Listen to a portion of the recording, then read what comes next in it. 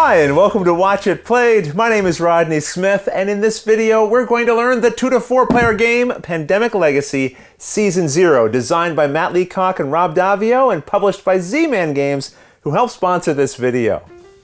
It's 1962, and rumors of a Soviet bioweapon are brewing in the midst of a Cold War.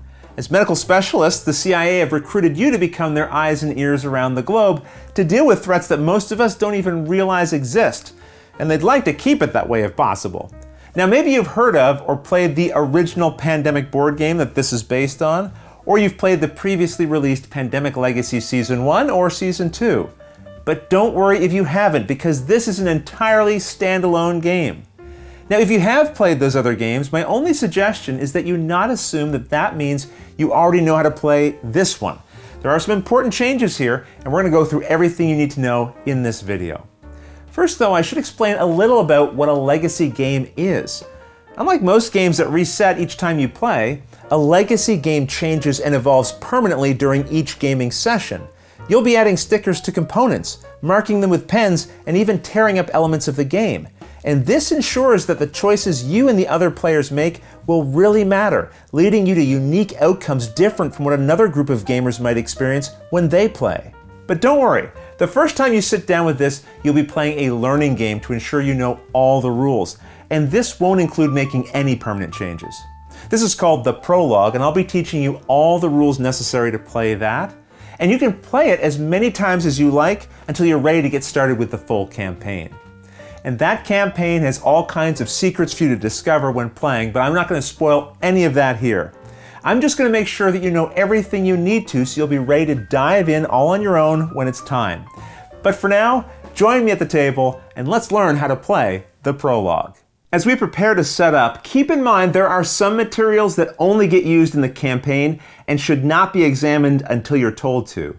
This includes these 8 safe deposit boxes, the 3 dossiers, this debrief book, deck of operations cards, and the 2 decks of legacy cards. You'll notice I've taken the wrapping off this first legacy deck, but that's because you'll need to use some of these cards in the first game. But again, we don't look at anything in this deck until we're told to. These decks are very important, and they need to be kept in order. If you accidentally mix them up, have someone who isn't playing reorder them based on the codes found in their top right-hand corners. This will allow you to reset the deck and get it back the way it should be. There are also sticker sheets that come in the game, and these aren't really a secret, but we don't need them for now, so we'll leave them in the box. Everything else, though, we do need, so now we're ready to start setting up. Begin by unfolding the board and placing it in the center of the play area. Then get out the first legacy deck, like I have here, and draw cards from the top of it one at a time, reading out the instructions on both sides until you get to a card that either says pause or stop. Now here it tells us to read out loud page 3 of the rulebook. This gives you the background story of the game, and you can even have this read out loud for you by scanning the QR code here. The briefing from the rulebook is then continued on the other side of this card, where we're told that our mission will involve 2 objectives. First, we're told that there's a sample of a dangerous plague bioweapon, codenamed Medusa, somewhere in Europe that we're going to need to locate. And one of our fellow agents was captured by the Soviets, but then managed to escape and now needs to be found. He was last seen, according to reports, in Novosibirsk, a city in Siberia. This next card in the legacy deck then tells us that these 2 objectives are what we'll find underneath. Flipping this first one over, it says that it's related to retrieving that Medusa sample. Now notice it says down here that this target will be acquired in an unknown European city. Flipping the card back over, it explains here how we set this up, which I'll go over with you now. First, find the deck of player cards, which will have this back, and then go through it and find the 11 European cities as labeled here on this edge. While you're doing this, also separate out the 5 escalation cards and 5 events. You're going to find these in this deck as well, and we'll need them later during the setup, but we'll just set them aside for now. The 11 European cities you'll then shuffle and select one at random to set aside unseen. And then you shuffle the rest, also unseen, back into the main player deck. Without looking, now put the secretly chosen European card face down on this objectives area of the board and put the objective on top. We don't know which city this is yet, but it is the target city where the Medusa sample can be found, and we'll see how to find it later. This next objective on the Legacy deck is quite simple. It just tells us to flip it over into the objective area as well, and this reminds us that the agent we're looking for is in Novosibirsk. Let me take a quick break here to apologize to our Russian viewers for the way I'm pronouncing Novosibirsk. I'm probably getting that wrong. It's a little tricky for this Canadian, but I'm trying. The next card has some more notes from our team's handler, John Cooper. Literally, these are his notes, questions he thinks we should consider while playing. And then here it says to put this card into our intelligence file.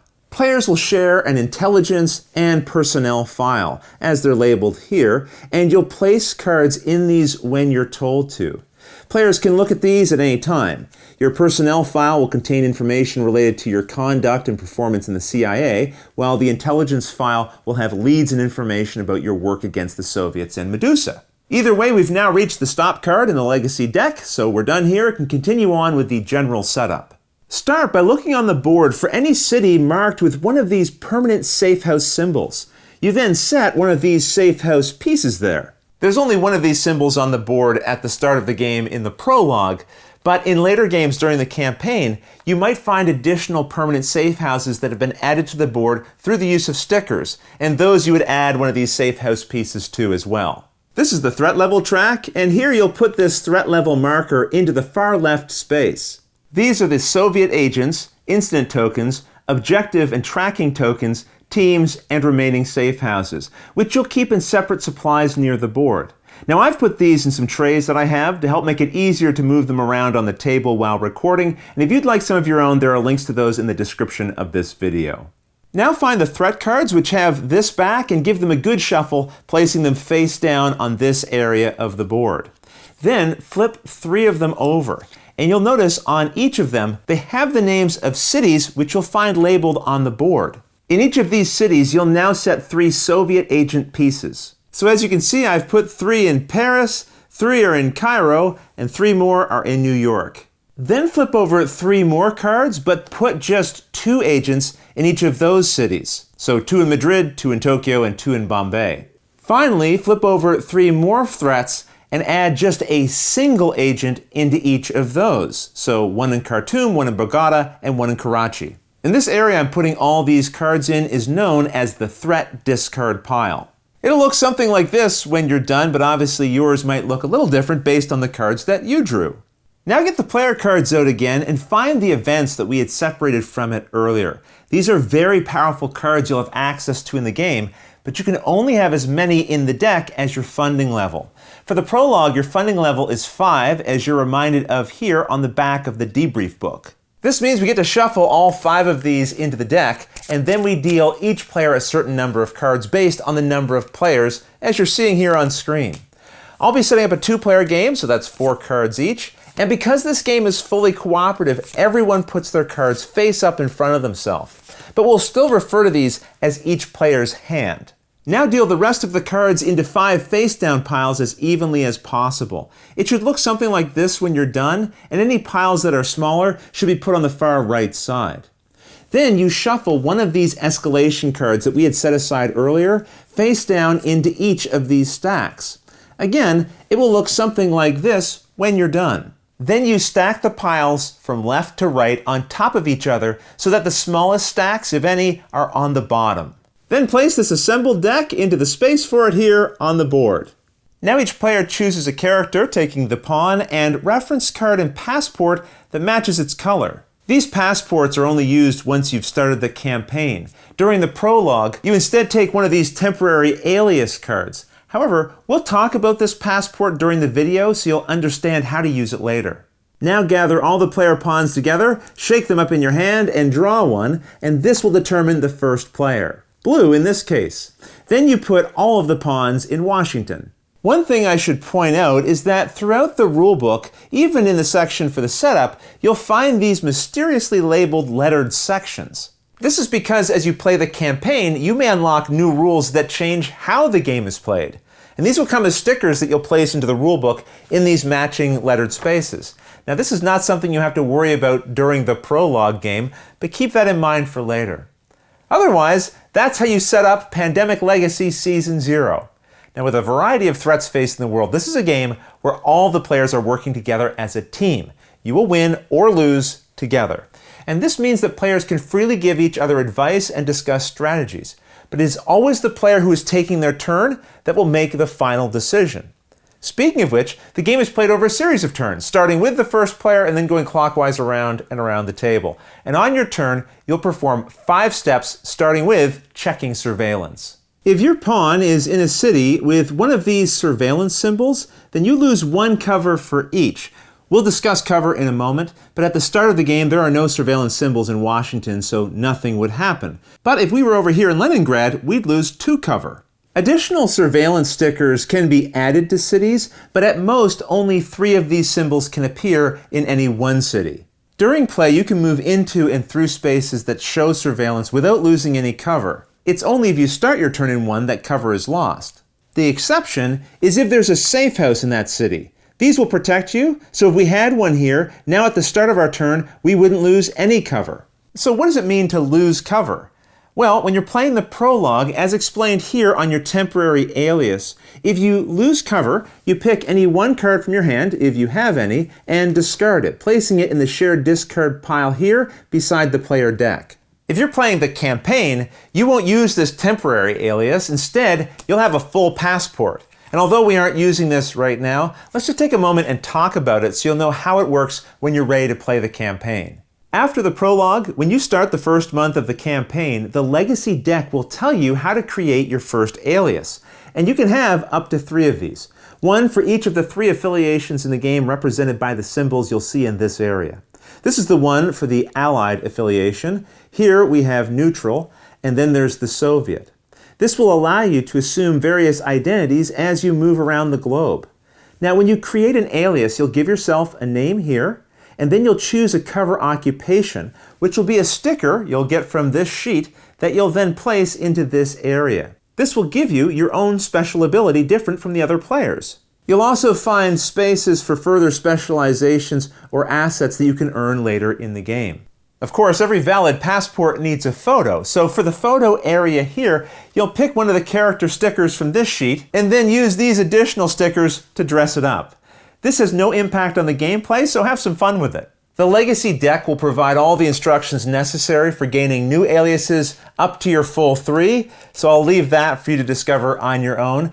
Just know that if you have more than 1 alias at the start of the game, you'll pick which one you're going to begin with. Unlike using the temporary alias, if you ever lose cover while using the passport, you don't discard a card. Instead, scratch off the leftmost circle of the alias you're currently using. And then if that reveals any one of these 3 symbols you're seeing on screen, you'll have to resolve it. This symbol means you discard any 1 card from your hand if you have any. Whereas this symbol means your alias gains a liability. Liabilities are stickers like these that you'll add to your alias in this area here, and these will have a negative ongoing effect on them. However, this will only affect that particular alias. Other aliases that you might have would ignore the effect printed on another one. If you see this symbol after losing cover, it means that particular alias in your passport has been fully burned and can no longer be used for the rest of the campaign. You then place one of these burned stickers over the face and name of that alias. Also, discard any cards in your hand, move your pawn directly to Washington, and then put your passport in the reserve and end your turn. When the game tells you to put things in the reserve, this is just any place you pick to store cards, stickers, or anything not currently in play that might be needed later. Players can look at the contents of the reserve anytime they like, and during setup, if you have items in the reserve that are needed for that particular game, you would then get them out at that time. After your alias has been burned, you're not out of the game. At the start of your next turn, you'll choose a temporary alias and use it for the rest of the game. Now, when you're choosing characters at the start of the next game, after the one in which your alias was burned, you'll get to use your passport again. Just pick one of your unburned other aliases. Now, if all the aliases in your passport have been burned, then pick a different passport if you have one that isn't being used by another player, which would be the case in a game with fewer than 4 players. Or if no other passport aliases are available, you'll play the rest of the campaign with a temporary alias. All of this to say, be careful. Your aliases are important and you don't want to lose them. Okay, so just to recap, the first step of your turn is to check surveillance. If you see surveillance symbols, lose cover for each one showing in your city, unless there's a safe house there. Then it's time to move to the next step of your turn, doing actions. Here, you'll perform up to 4 actions, so you can do less if you want. And there are a variety of different types, and all of these are shown here on your player reference. And we'll go over each one, but just know you can perform any combination of these in any order and even repeat the same ones. So let's see how each of these work. First, we have this drive ferry action. Each time you use this action, you move your pawn from the city it is in to an adjacent city connected by a line. Now you'll notice that some cities on the edges of the board are adjacent to cities on the other side, as shown by the connected lines with names here. So I could use another one of these actions to go to San Francisco, and then use an action to go from San Francisco to either Tokyo or Saigon on the other side of the board. Next, we have the commercial flight action, and this will involve using the cards that you have in your hand. Most will show a city and have an affiliation, again, either Allied, Neutral, or Soviet.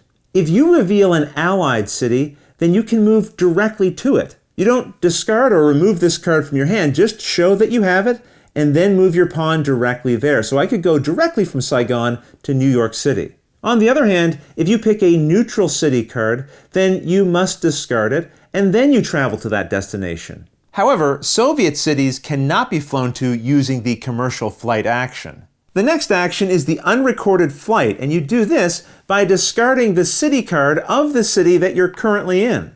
Then you can fly directly to any city on the board, even a Soviet one. Later, we'll see how these Soviet agents on the board can cause problems for the player, but this next action, Neutralize Agents, is an important one, and each time you perform it, you remove an agent from your city and place it back in the supply. With this next action, called Share Intel, you can give or take cards to help players get what they need. And we'll see why you'd want to collect certain cards in your hand in just a moment. You can only do this action if there's another player in your city and one of you are holding the card for that city.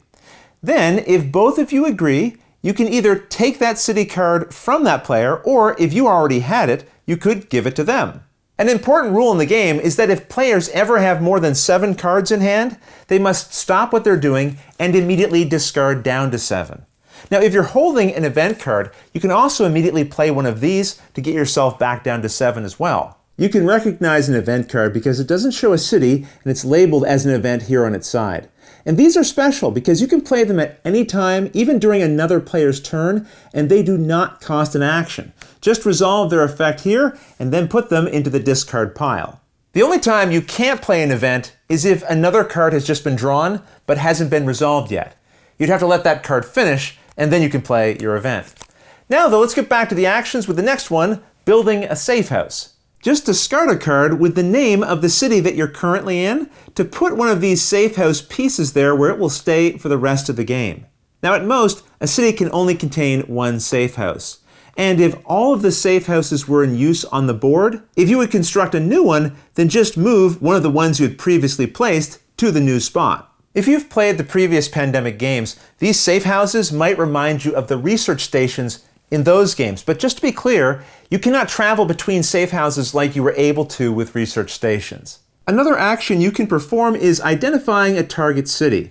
Remember, we have a hidden target city under this objective. We don't know what city it is, but we do know it's in Europe. Europe is known as a region, and each region on the board is found within these thick borders, and they each have a name. So there are 1, 2, 3, 4, 5, 6 regions. And all of the cities within a region will share the same type of colored spaces and patterns, and their cards will show those patterns and colors too. This is important because if your pawn is in a city that is part of the region that has the hidden target, and the city you are in has a safe house, then you can take the Identify Target City action by discarding 3 cards showing any cities within that region. So in this case, any 3 cities in Europe. You then flip the hidden city face up, and this will get you one step closer to being able to acquire the target, which is necessary to complete the objective, as we'll see later. Speaking of objectives, to complete some of them, like the ones that we have here in the prologue, you'll need to assemble a team, and teams are represented in the game by these van pieces. They represent other agents you're organizing to accomplish tasks for you. After all, your skills are geared more towards the medical profession, and some of these jobs will require agents with other talents. While at a Safehouse, discard 5 cards that match the affiliation of your city. The city names on them don't matter, just the affiliation. This represents creating a covert CIA team with that particular identity, neutral in this case. You then place a team token there showing that affiliation. And if all of the teams of that type are already on the board, you'll instead just relocate one of them to this city. Once a team has been created, any player can use it. For example, with the next action, drive or ferrying a team. With that, you can move one of these tokens to an adjacent city, and your pawn doesn't have to be in either of those spaces, so I could use another action to move it here. You can think of this as transmitting orders to the team from wherever you are. You can also have several teams in the same city, and teams are not affected by surveillance symbols unless an effect says otherwise. However, when moving teams, pay attention to the affiliation of the city that they end up in. The team is considered active if the city matches its affiliation. If it moves to a city that doesn't match its affiliation, it's considered inactive, and you place it on its side to show this. It can still be moved as usual, but it won't be as effective as we'll see in a moment. To make it active again, just make sure you move it into a city that again matches its symbol. Okay, now we come to the final action, acquiring targets. And there are 2 main types of targets you might be trying to acquire, either known or unknown. To acquire a known target, this line here means that you have to have an active team in the city shown here. Now remember, to be active, the team must be in a city that matches its affiliation. So if I sent this team to the target city, I couldn't use the acquire action with it because it's inactive. I'd need a team like this instead, and then I could take the acquire target action, which puts one of these completed tokens on the related objective. You then immediately read the numbered entry indicated here in the debrief book. We won't look at this now, so it can be a surprise for you when you play, but only read the section you're directed to. Always ignore anything else in the debrief book. Also note that later objectives may be more complicated. They may require several teams in the same location, or multiple locations that have a team in each one. But that's how you acquire a target in a known city. What if you have an unknown target city? For example, here we know the target city is in Europe, but we don't know which one it is. One solution would be to use the identified target city action we saw earlier to reveal this city. Then we could move the right team there and perform the acquire target action and complete this objective as we saw before, allowing us to read this section in the debrief book. But let's assume we don't know the target city. We can still attempt to acquire the target, but at that point, we're guessing and we could be wrong.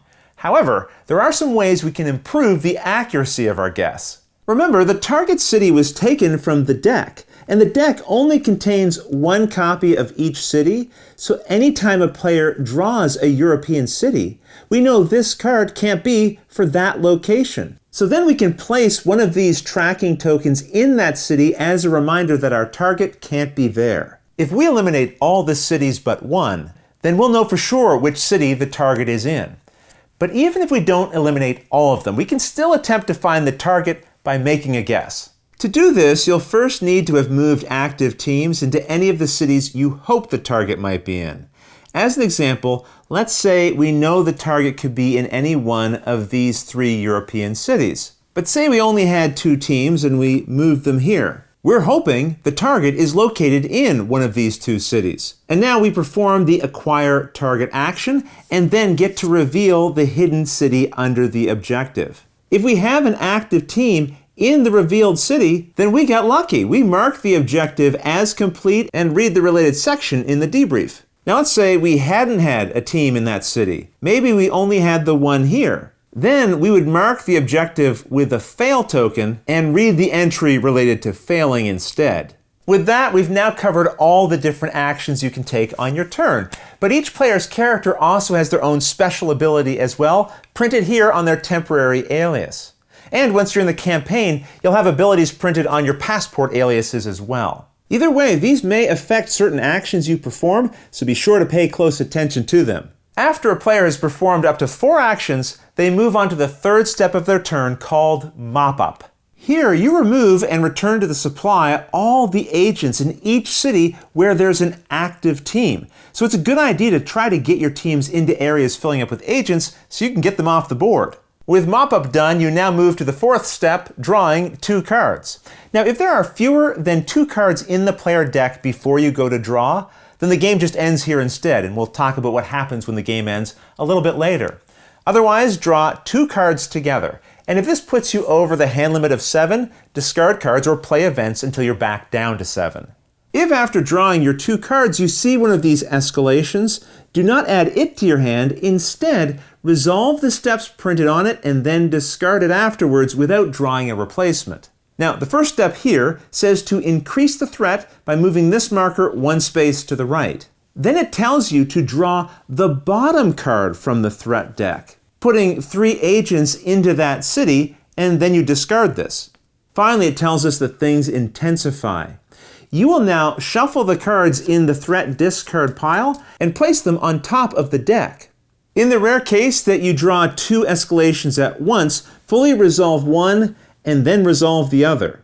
Whether you had an escalation or not, after drawing your 2 cards, you go to the final step of your turn, drawing threat cards. One at a time, you now flip over as many threats from the top of the deck into the discard pile as the number showing on the current threat level. And then for each one, you add a single agent to the city it shows. So here we would add one to Tokyo. Then on our second card, we're told to add one to Delhi. However, if you're ever meant to add a 4th agent to a city, now or at any time during the game, do not place it. Instead, an incident will occur here. This is a change from previous pandemic games where an outbreak would normally occur here. But agents don't spread in this game like diseases do in regular pandemic. Instead, when a 4th agent would be put in the city, we resolve an incident that they caused there instead. So let's see how that works. Where the 4th agent would have been placed, you instead add one of these incident tokens. Now, any players in that city will lose 1 cover from their current alias unless there's also a Safehouse there. But keep in mind, this loss of cover only happens at the time that the incident is placed. Staying or later moving into a city that has an incident token will not cause you to lose cover again. Also, there's no limit to the number of incidents that can be in a single city, but even if another incident was added later, at that time, this player would only lose 1 extra cover, not 2. Either way, once the incident has been placed, you'll then draw the bottom card of the threat deck. And rather than add agents to the city shown here like we did before, you'll instead just resolve the incident effect shown at the bottom. Then this is placed into the game end area, not the discard pile. Some incident effects may require you to place more agents.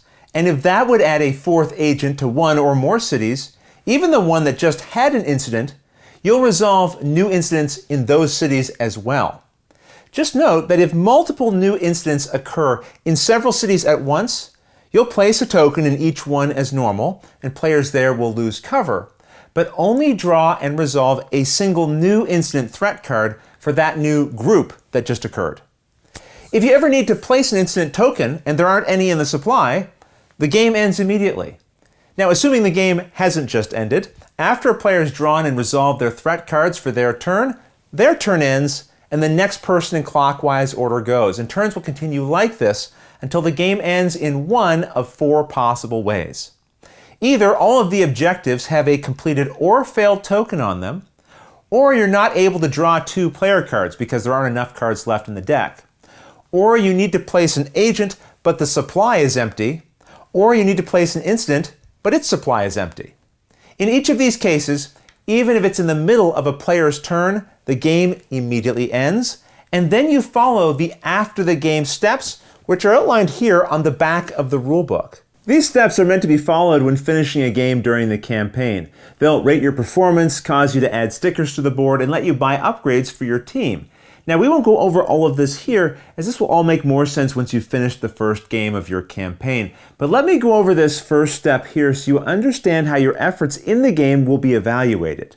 First off, on the back of the debrief book, you'll find this game calendar, and here you'll record information at the end of the game as directed by the steps here. But one of the most important aspects is this column known as your funding level. As we saw during the setup, this determines how many of these events you can add to the player deck when you're setting up. Based on how well you do during each game after the first one of the campaign, your funding level can go up or down. Now, as you can see here, for the prologue and the first game of the campaign, it will always be 5. But no matter how your funding changes, it can never go below 1 or above 10. And if your funding would ever go above 10, the first time that happens, you must open door 14 of this dossier as explained here. Okay, with that understood, now let's see exactly how your efforts during a month's mission will be evaluated and how that will affect your funding level.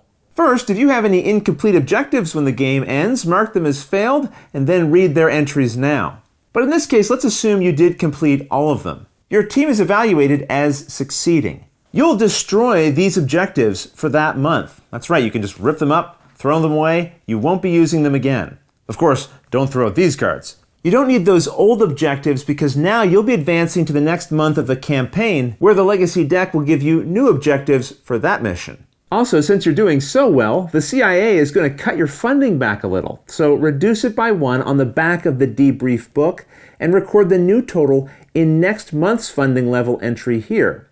So if we just finished January's game where we had a funding level of 5, we'd record a 4 here. Now instead, if you had failed just one of the objectives, your team is evaluated as adequate. You'd still destroy all the objectives, including the one that you failed, and you'd advance to the next month in the campaign when you play next time. But your funding level will increase by 1. The CIA is concerned that you might need some extra help, so that means we'd have a funding level of 6 going into February that we would record here. Now, the other possibility is that you fail 2 or more objectives, and in that case, your team is evaluated as failing, and your funding level goes up by 2. But because you failed, you will not be advancing onto the next month's mission. Instead, you'll be repeating the month that you just finished. So you'll record your funding level right here. When you fail your first attempt at a month scenario, do not destroy the objectives because you'll be attempting these again. However, I should mention that starting with missions in May, you'll have 3 objectives. And so if you'd failed 2 of them but succeeded in one of them, when repeating a month, any objectives you had successfully completed in your first attempt will stay completed. Keep their success tokens on them. You will not have to accomplish those tasks during your second attempt at that month's scenario. So again, just keep that in mind for the games you play in May and beyond. Of course, when you're playing the scenario in January, you only have 2 objectives, so if you failed both of them, you'd have to accomplish both of them again. At the end of your second attempt at a month's missions, you evaluate things the same way, and if you failed again, your funding level still goes up by 2, but now you'll destroy the objectives as you'll be moving on to the next month's scenario anyway. As you can see, at most, you can only get 1 extra shot at any failed month.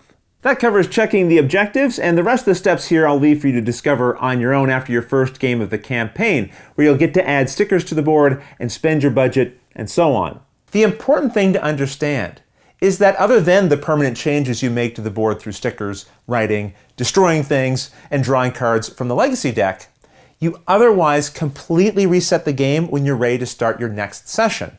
You'll draw new cards from the legacy deck for the next month of the campaign you're playing, which might have some new information and instructions, but otherwise you set up the game as we described at the very beginning of this video. Now, before I leave you to play your very first game, let me go over just a few extra rules that will be important to keep in mind. Be aware that cards or anything in the reserve, personnel or intelligence files, or even the discard piles can be looked at anytime you like. It's only face-down cards and the decks that must be kept secret from the players during the game. Another important rule is that you must always fully resolve the effects on any cards you want to play. For example, if I wanted to play a card that would let me move a team, but there were no teams on the board, then I couldn't play that card. Also, players should feel free to take notes anytime they want during the game. For example, after reading a section of the debrief, you might want to record what section you read in case you wanted to go back and read it again later. With that understood, you're ready to play. And after you've played the prologue as many times as you want and you're ready to start the campaign, we'll dive on in and have fun uncovering all the game's mysteries.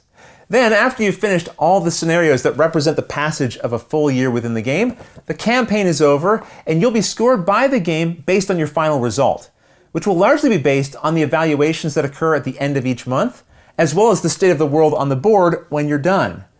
But otherwise, that's how you play Pandemic Legacy Season 0.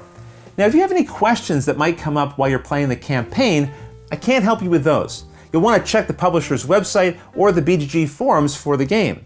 But if you have any questions about anything you saw here, feel free to put them in the comments below, and I'll gladly answer them as soon as I get a chance. You'll also find forums for discussion, pictures, other videos, and lots more over on the games page at Board Game Geek, and I'll put a link to that in the description below. And if you found this video helpful, please consider giving it a like, subscribing, and clicking that little bell icon so you get notification anytime we post a new video. But until next time, thanks for watching.